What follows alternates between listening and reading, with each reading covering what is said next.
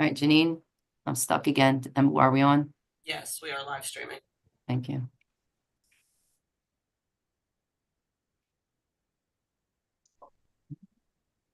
Okay, thank you, everyone, and welcome to the Harford County Delegation Weekly meetings. It is February the 15th, and I'm going to open us up in a word of prayer. Then I will ask Delegate Griffith if he can lead us into the pledge. So, Lord, thank you yet for another day. Continue to be with us as we advocate for our citizens and keep us in your hands. Amen. And Delegate Griffith. Thank you, Madam Chair. I pledge allegiance to the flag of the United States of America and to the republic for which it stands, one nation, under God, indivisible, with liberty and justice for all. Thank you, Delegate Griffith. Okay, we have a short agenda this week, so we should get you out pretty early. Delegate McComas, would you like to make a motion to approve the minutes from last week? Yes, Madam Chair, I move that we approve the minutes of last week. Okay, any discussion, or do I have a second? Second. Okay, Delegate Griffith second, and any discussion? Seeing none, we can just raise our hands if we approve the minutes from last week. Let's see. Okay. Any opposition? Seeing none, the minutes have been passed from approved from last week. Now we go on down to new business. Our first order of business is HB 944, Cecil County and Harford County outdoor seating at restaurants, breweries, and bars. And this was sponsored by Delegate Griffith. And he is asking for a, first we're going to have a discussion, and then his request from us this morning is a letter of support. So Delegate Griffith, if you would like to explain and introduce your bill. Good morning. Thank you, Madam Chair. And sorry this bill was filed so late. It took us quite a while to work through DLS to try to get this done. So the origin of this bill was we had heard to the grapevine that the executive order, well, I'll start even further back. I'm sorry, Delegate Griffith, because somebody mute. I can hear voices in the background. It might be Mr. Richardson, maybe.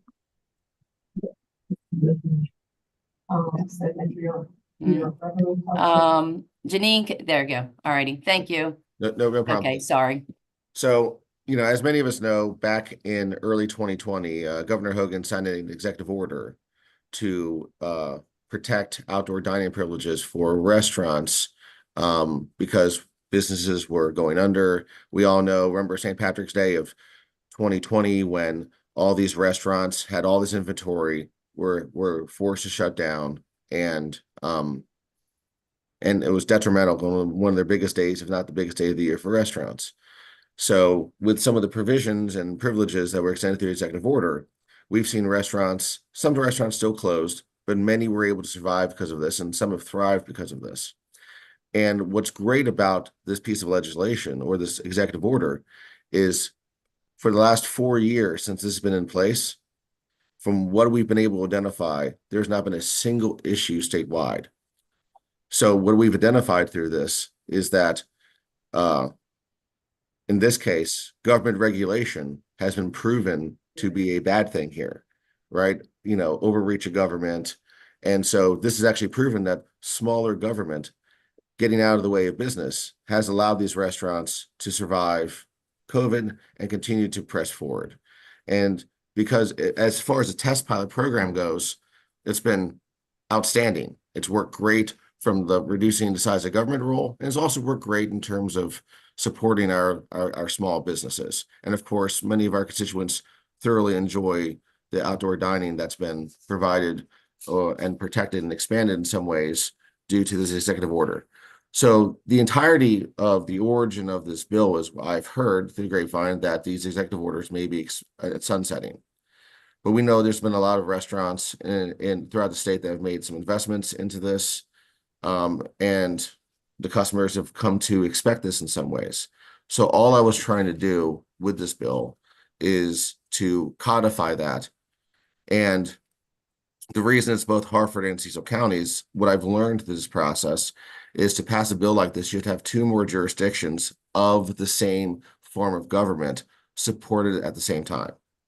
I've been fortunate that the Cecil County delegation supported this unanimously and has issued a letter of support. And what I'm seeking here is the same. There's a letter of opposition. The only opposition that we've received so far from this is from the county executive, and he made a couple points, and I understand the concerns, and I'd just like to address, the main technical one, which is addressing subsection C.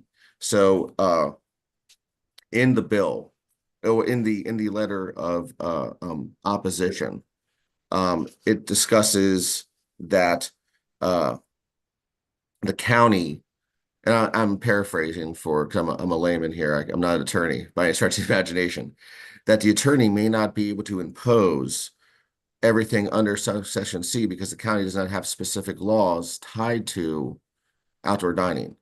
And when reading the bill, I flatly disagree with that because the county absolutely has the ability. So say Liberatories put a table up in front of a ramp, right? Well, the county could come in and enforce that because that's violating ADA laws, because the county still has every ability under this bill to, as they have had for the last 4 years under the executive order, to apply applicable state, federal, and local fire codes, the Federal Americans with Disabilities Act, and all applicable state and local health and safety laws. So this doesn't take any of those powers away. And again, what I want to emphasize is this has gone flawlessly for 4 years statewide. This is proven to be a benefit for business. And it's proven that, smaller government does work. And I felt like this was a bill in line with all of our values, and I didn't think there would be any concern about this whatsoever. And the last part of the letter I do want to address is, and this is the part that I'm just not sure about. It says that at best, this bill is meaningless and of no practical effect or impact. And if that's the case, I don't understand the opposition either. So I'm happy to address any questions or concerns. This was a good intentioned bill, not meant to be political, just trying to help some of the restaurants keep rolling. I'm sorry it's become that. Okay, thank you, Delegate Griffith. Excellent job. We do have we have the county executive from Harford County, Bob Castley, joining us today, and he's going to explain his letter that he had sent, and then we'll go for questions. Mr. Castley. Oh, you must be muted. Yeah, we cannot hear you.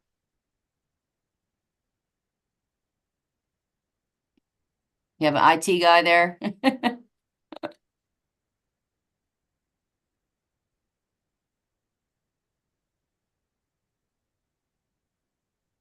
Janine, he's not muted on our side, correct? Definitely appreciate Correct, you. he's not muted. Okay.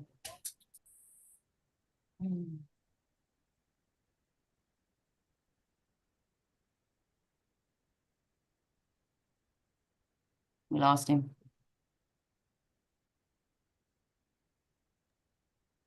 Okay, while we wait for him to, You got that? where you at? County Executive, you there?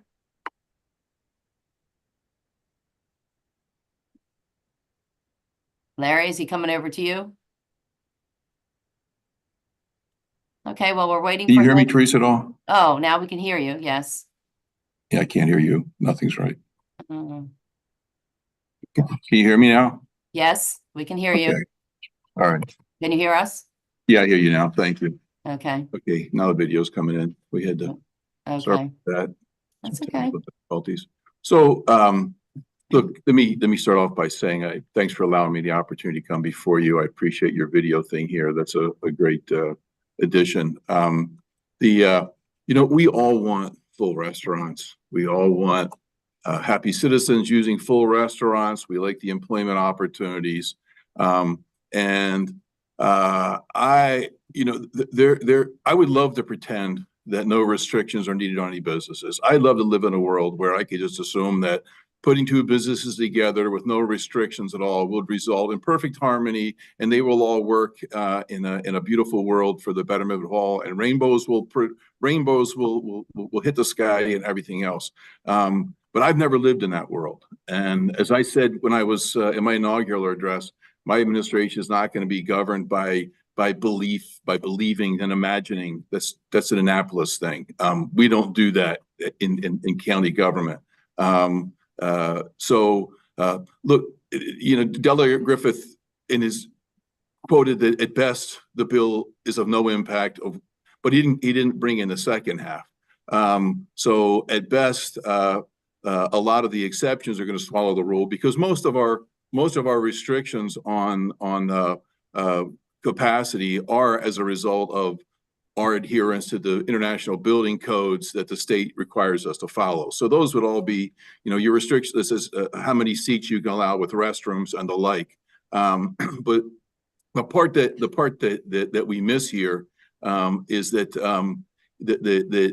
the occupancy regulations that are truly county, like building setback lines and parking restrictions, which are not part of the state health codes and the like, that those in particular would be swept away by this bill potentially. It's not really clear, but it seems like that's what we do, because they're not directly on occupancy, but they certainly impact occupancy. When the reason this has worked well under the current arrangement is because it's done county by county. It's not this big government coming in and saying, here's this big immovable thing, you're stuck with it, live with it. Our restrictions address each individual provision of the county code that are suspended, and we have the ability to be flexible. It also doesn't grandfather. It doesn't affect new constructions. It's people that were already out there. So if you're designing a building, you don't get the benefit of this, right? It's the abeyance of the county some of these regulations is really addressed by each individual line of the code, how that's impacted, and which businesses are impacted. And you can't start off from a new business; it's existing. So this would open this thing up to everybody. And so what we're going to end up with is, the setback in particular, having no building setbacks. This would allow. I can't say that you can't take your tables and chairs and your deck 1 centimeter from the neighboring property owners on all sides, and front and rear. Look, we all know what that's going to lead to. I'm gonna have conflict between adjoining property owners. And you'd like to think that everybody's going to do things and get along great, but they're not. The building setbacks are there to promote a bit of harmony and cooperation between property owners, so they're not overburdens.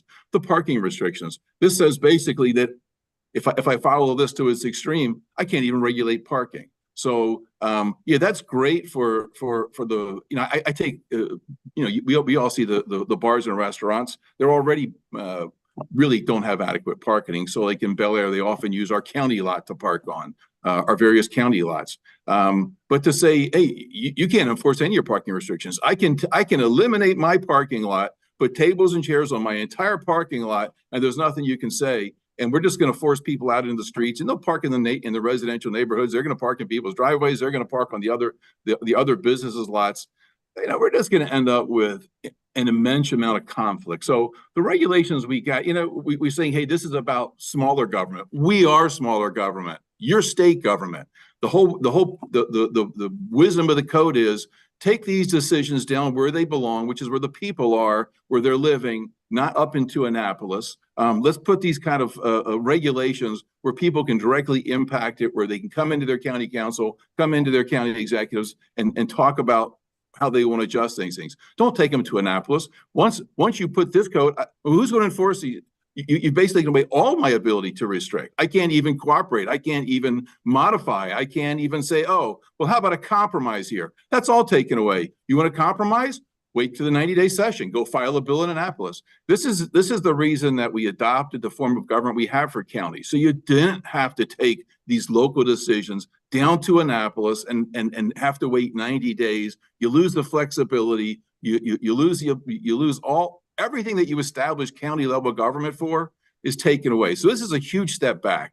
And there's a reason that you can't, that the charter, that the Constitution doesn't allow this local legislation unless it's affecting 2 or more jurisdictions, because it doesn't make any sense. And there's no reason that if this is such a brainchild, there's no reason to restrict it to Harford and Cecil. It should be statewide, but clearly it's not going statewide because the rest of the state says, we don't want any piece of this. So look, I would just ask the delegation, let us be the county government. I know, people are just chafing to come out and run for county executive. I know people are just like dying to run for county executive.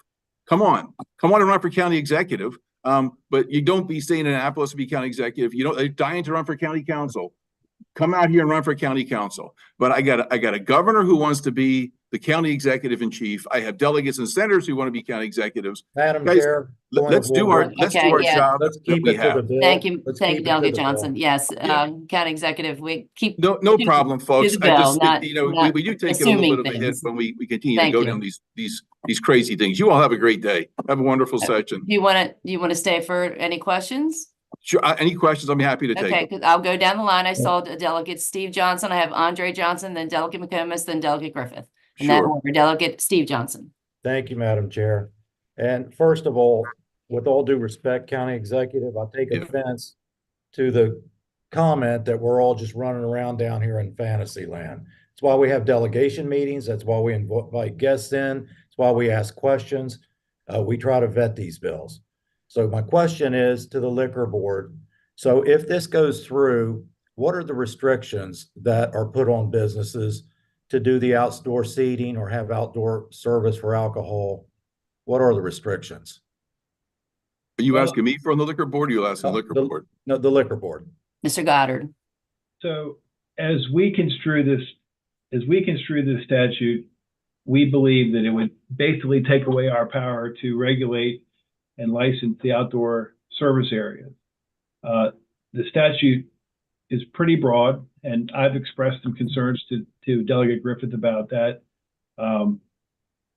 Currently, when you wish to serve alcohol outside of the four walls of your premises, you have to come back in and modify your license for outdoor dining. Part of that process is you get a permit, the county signs off on it to make sure that all the life safety issues are available, to make sure that it's safe, the setbacks are correct.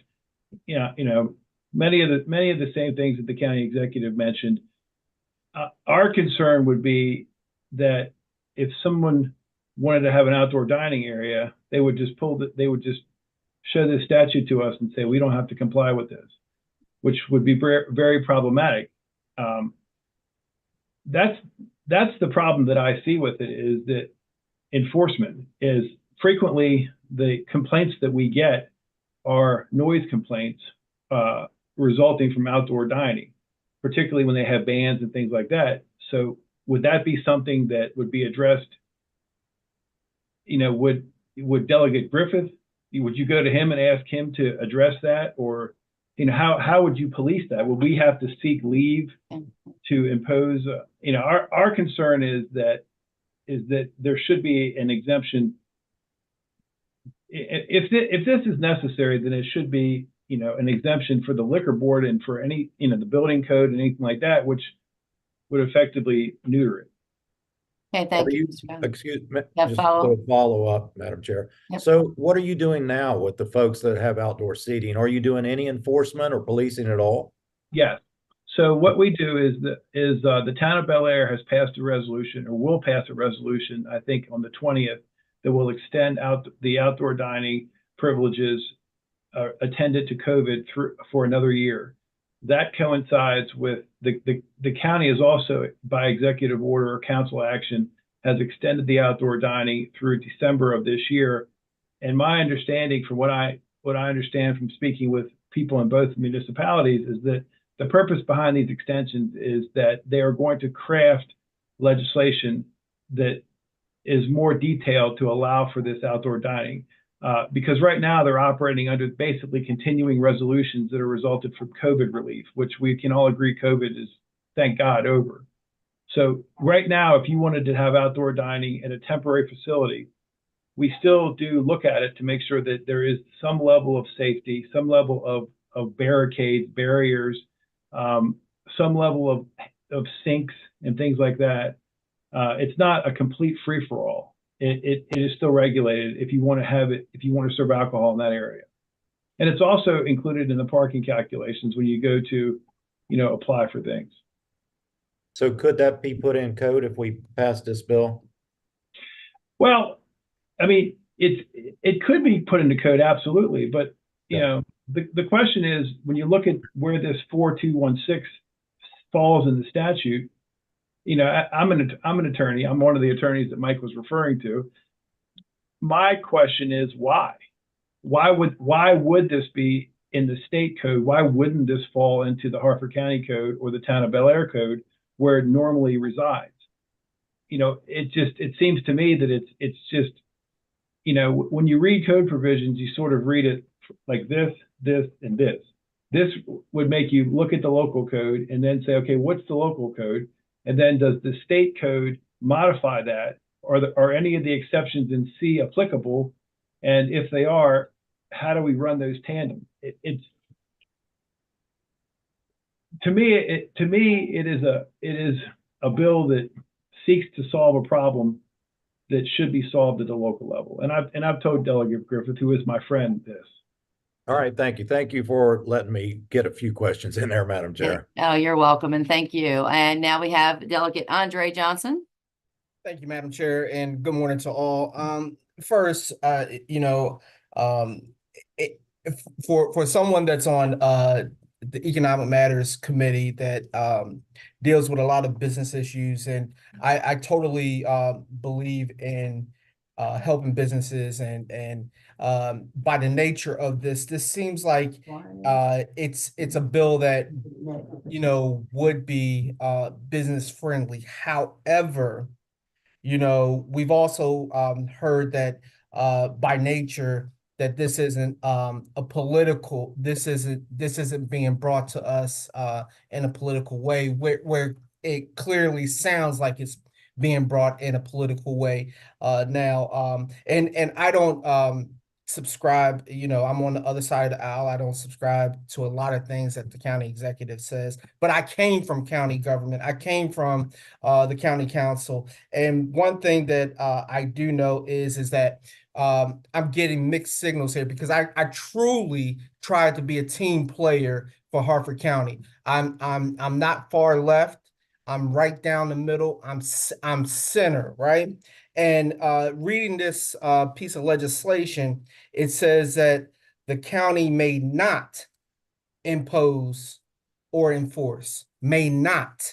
So, some of the folks on this call talk about state overreach when it's right for them, and then we have legislation that now says that the county may not. So now we're taking away power from our county government, right? So that's one thing that I have a problem with. The other thing that I have a problem with is that what the county executive was saying about setbacks and things of that nature. I can see the point where this could be picking winners and losers, because if a business expands their footprint of their outdoor seating, then what happens to the adjacent business that it bumps up to? And then hence we have an argument, we have a fight, we have a disagreement about seating.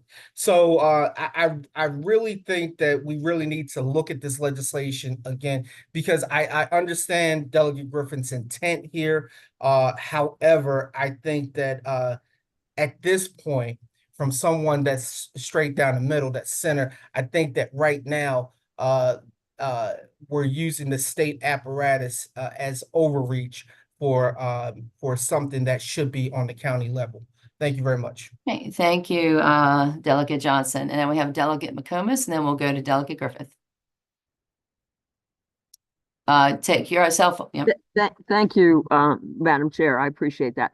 Having come from local government, I just feel like we are bypassing the three municipalities in Harford County, and they all have unique designs, unique setback, unique, just unique populations. And I know that one of the folks' business was gotten, they were accused of having too much noise with some of the bands and things, and basically somebody lost their job as a commissioner when they ran again. The bottom line is all politics is local, and I think that the municipalities are incorporated. They have elections, they have representatives, and I'm just thinking that this is taking away a lot of power, not only for the county, but also for the municipalities. And I haven't heard any strong need for this. And I think the other thing that I think Delegate Andre expressed was the fact that, everybody's business, restaurants and bars are different as far as their footprint and everything else. And I just think we're tinkering too much. So I have a real problem with this. Just all politics is local. Let's keep it local control because they know what their citizens want. The citizens can go and complain. If there's problems, they're going to be coming to the county council if this was passed, and the county council can't do anything and the towns can't do anything, or the municipalities. So that's not fair. That's not fair to the citizenry. Thank you. Okay, thank you, Delegate McComas and Delegate Griffith. Thank you, Madam Chair. There's a lot to unpack from those comments and conversations. So I'll do my best to take it from the top and try to take it one line at a time. So first and foremost, again, the intent of this was never, ever, I never even conceived or contemplated this would become political on any stretch of the imagination. One, because it's worked for 4 years statewide. Two, because the county council has extended this at least 3 times. So we know the county council has enjoyed this to this point. The county has. We haven't had any of the issues that were speculated about. We haven't had the parking issues. We haven't had any other issues. So, I do think a lot of those concerns are snuffed out by the facts that this has worked for 4 years statewide with no issues. Additionally, some of the other concerns, again, anything dealing with safety, fire codes, EDA, and so on, and liquor board, because the liquor board to this point has still been able to enforce, everything with these bars and restaurants with no issues under this executive order. I haven't heard of a single issue. So we have 2 different pieces of opposition towards this that if this was convoluted or controversial, like I put this in because I thought this was the least controversial thing I'd be doing this year because this worked. Everybody likes it. We've had great success from the liquor board and the county level. The county has voted to support it and extended at least 3 different times. So I'm very, very puzzled at the opposition and nature of it. I think my response definitely refutes some of the concerns issued by the county. And then finally dealing with local control and a comment that was made that was puzzling. Our delegations are local control. There's a thing here in Annapolis called local control, right? And that's why we do a delegation bill, not a statewide bill. I'm not trying to impose Harford or Cecil County's values on other parts of the state. We are elected amongst our peers to represent the county and to bring things to the state that we think our county wants. And so to say this is big government and the state coming in, and no, the state wouldn't move on this at all unless our county delegations wanted. That's a fact. So this is not big government overreach. This is a rare opportunity to pull back the veil of government and to allow some freedom. Now, if there are concerns related with setbacks, things of that nature, listen, I want what this is for a small business. That's all I care about in this. I could care less about any of the other ramifications. I wasn't aware that the county executive was looking to do this himself. I was unaware that this wasn't about that. This wasn't about the county executive. This wasn't about us. This wasn't about anybody. This was just about businesses here in Harford County and trying to do the right thing for them. And frankly, the business that probably benefit the most is Independent Brewing Company, who's made serious investments in outdoor dining. And I'm puzzled completely by the angst on this, but I do understand Delegate Johnson's concerns and Delegate McComas' concerns, but we haven't had those issues in 4 years with this, and no one has. So I just don't want to get what I don't like. What we do in Annapolis sometimes is we legislate from the fringes, and we always let the what ifs interfere with the opportunities, and this feels a little bit like that. Okay, And thank you, but Delegate Griffith. but again, if this one last thing, please, Madam Chair, Mhm. if this dies and the county does it, so be it. I'm perfectly fine with that. I didn't know the county had intentions to do something with this. I just want this thing to go, and I'm happy to be a part of it. Okay, thank you, Delegate Griffith. I had some comments as well before I go to Delegate Johnson, if that's okay. Take my turn. Yeah, I did, when Delegate Griffith originally showed this to me, I had some concerns, and the main thing was, taking away the local control. I know we've, went over that a little bit already. My thing, Delegate Andre Johnson, pulled up, which said not. And I see what Delegate Griffith is saying, to where we have local fire codes, local health department, safety, things like that. That still is there, the disabilities and things. But definitely it is reducing something, and that is the local control off of the regulations, which is the county code. And it is encouraging that, the county executive and the council is possibly looking at, making this permanent on a county level, which I would prefer. Because again, here in Annapolis, we don't want the state to take over our local control, and that is why we have charter government. And it is important for some of those things. I mean, some of our businesses are in, parking lots. So this has other parts to it that I think we're even missing, because you've got the landlord situation. A lot of these businesses don't even own their restaurant. They're leasing their restaurant, and the landlord has to follow certain codes and parking and things like that.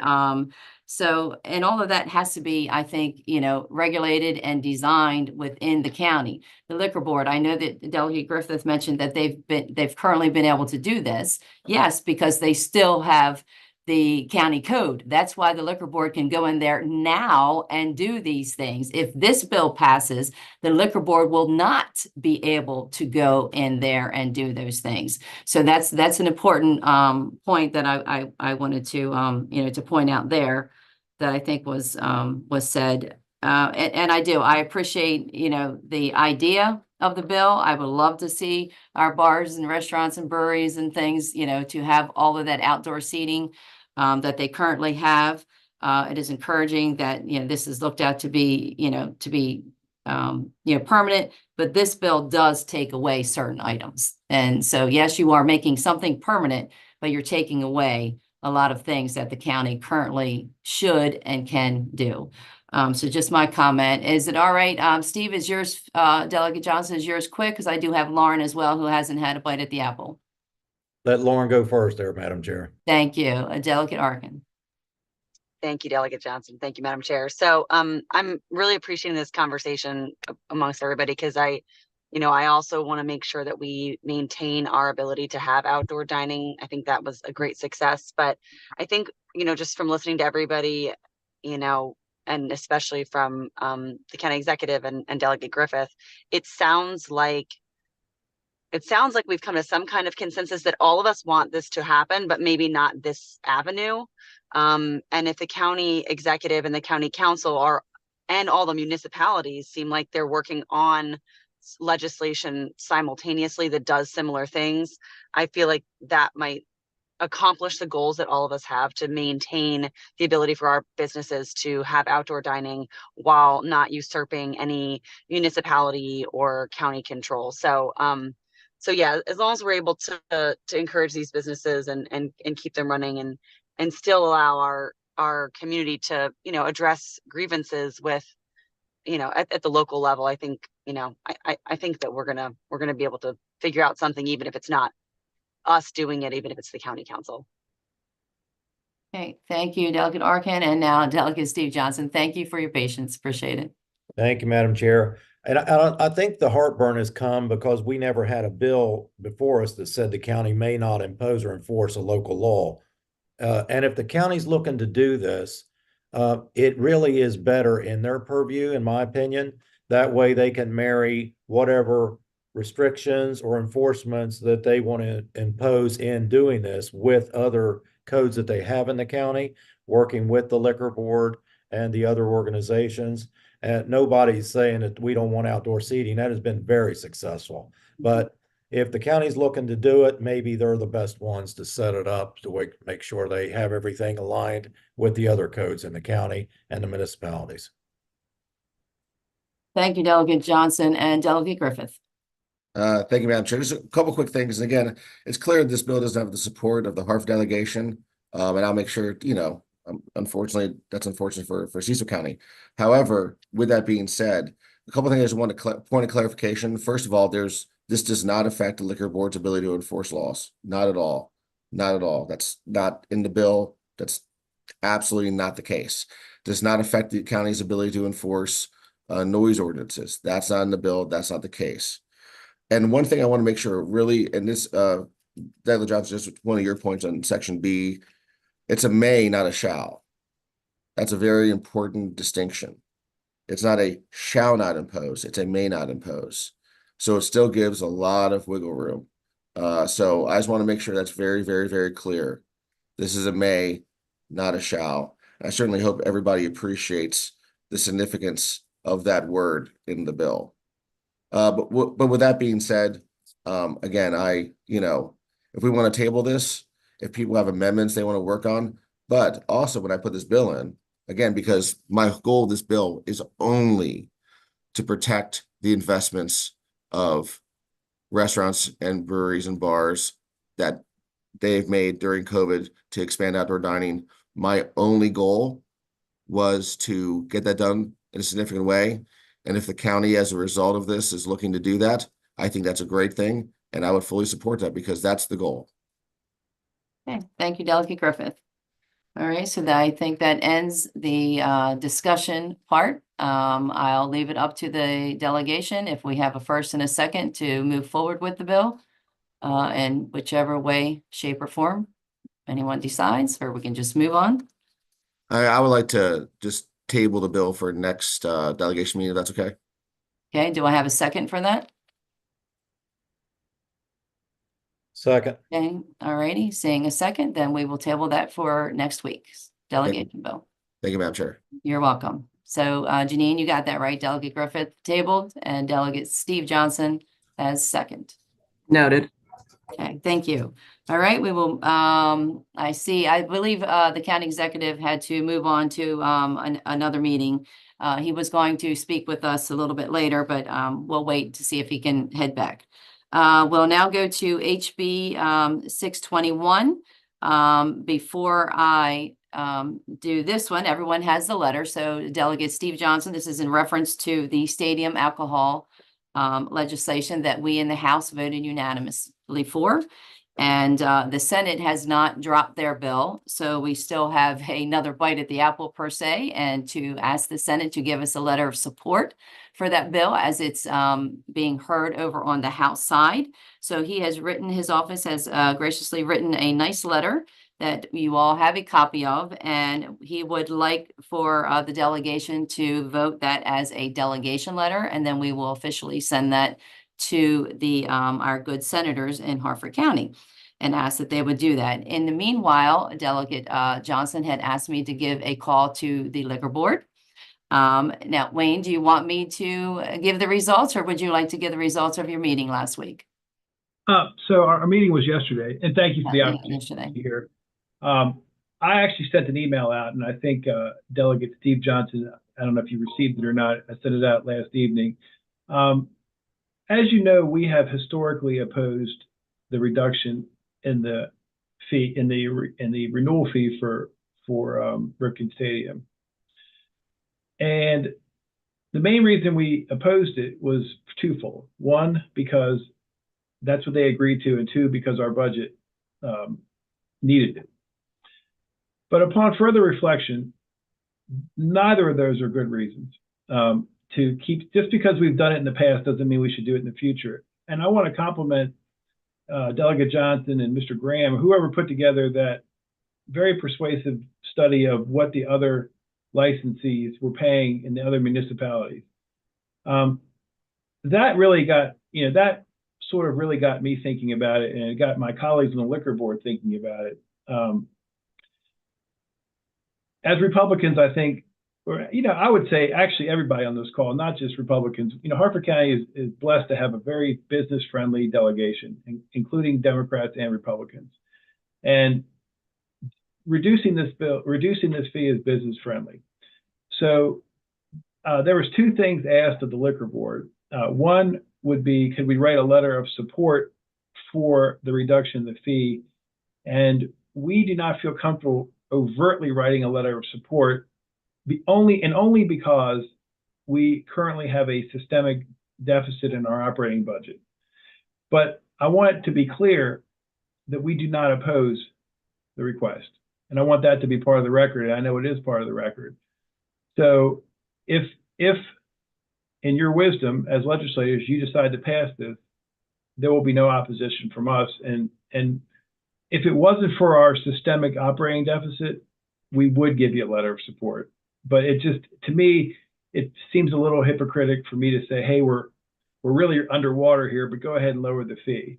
But I also do certainly understand the logic behind the bill. And this is really the first time in this session is the first time that I've really had the opportunity to hear the argument more well developed that they were. And they're persuasive. And I think that when someone makes a good argument that's objectively reasonable, you should try to honor that request because they obviously spent time to put it together. And again, whoever put the argument together did a very nice job and was very persuasive. So we cannot give you a letter of support, but we are supporting it and we are not opposing it at all. Okay. So Mr. Goddard, I can take that as you're neutral. Well, I mean, yeah, you could take it as I'm neutral, or as those of us who had the benefit of legal training, it would be no different than if Chair Riley, you were the judge, and I'd say, Your Honor, I would defer to you. Yeah. Yeah, that tells you that, again, I think Delegate Steve Johnson did a nice job on that. He did. And it seems to be something that's very important to him and his constituents. And Ripken is a good community partner, and I think we ought to do everything in our power to sort of encourage and assist them. It's Right. obviously something that's very important to them. Okay. And if it's very important to them, we support it. All right. Thank you very much for those comments. And Delegate Steve Johnson, again, I agree. Great job in introducing your bill and working for your constituents. So I now, want to thank all of you for being objective and just looking at the merits of the argument and being fair with our businesses. So thank you. you're welcome.